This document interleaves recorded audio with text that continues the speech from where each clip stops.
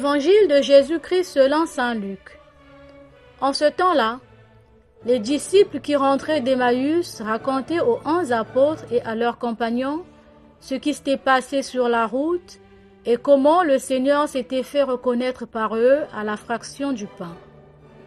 Comme ils en parlaient encore, lui-même fut présent au milieu d'eux et leur dit : « La paix soit avec vous. » Saisis de frayeur et de crainte, ils croyaient voir un esprit.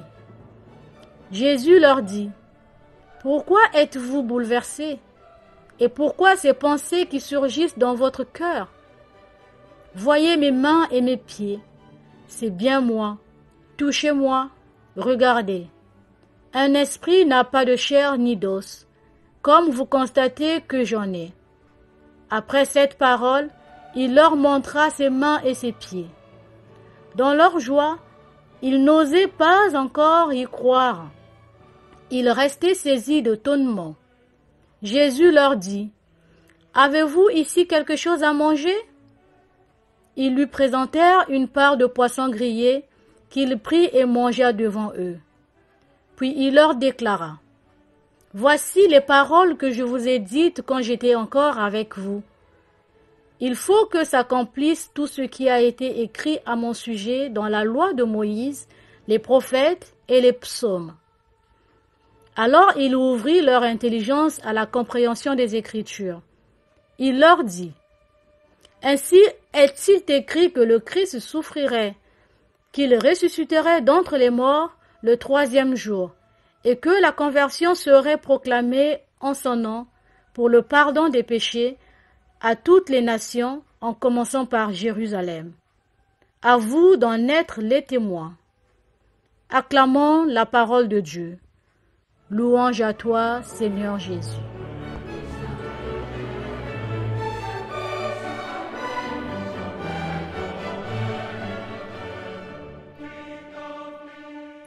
Chères auditrices et chers auditeurs de 3 minutes d'évangile, la paix soit avec vous. À la lumière de l'évangile que nous venons de lire, les disciples sont en voyage, le voyage de la vie, et ils ont perdu Jésus. Ils l'ont mis de côté parce qu'il a déçu leurs attentes. C'est pourquoi ils s'égarent complètement parce que leur cœur est endurci. Combien de fois la même chose nous arrive-t-elle ? Nous pensons que nous pouvons tout résoudre par nos seuls efforts, ou que nous vivons seulement selon nos désirs, mais cela ne marche pas. Nous avons besoin du Christ qui nous parle à travers les saintes Écritures. Nous avons besoin du Christ qui se donne à nous à travers son sang et son corps dans l'Eucharistie. Nous avons besoin du Christ à travers l'union sainte de la communauté. Telles sont les références que la parole d'aujourd'hui illustre pour nous. Parole, Eucharistie et communauté. Et Jésus non seulement est tout cela dans la mesure où il est parole incarnée, corps et sang donné et communion avec le Père et l'Esprit Saint, mais il est celui qui, marchant avec nous, se révèle peu à peu. Par les Écritures, il continue à nous parler. Par l'Eucharistie, il continue à se donner totalement pour nous. Et par la communauté, il nous révèle le but final, être tous en lui, un seul corps et une seule âme.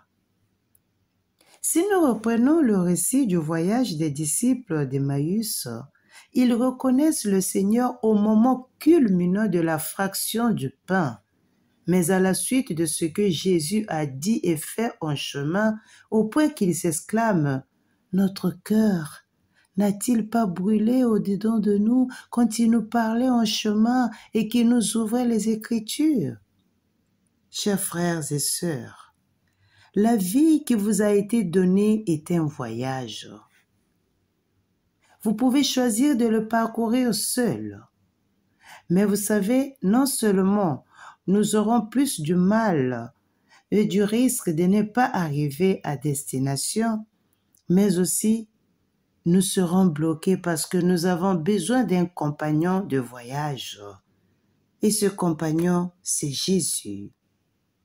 Écoutons, lisons et méditons souvent sa parole.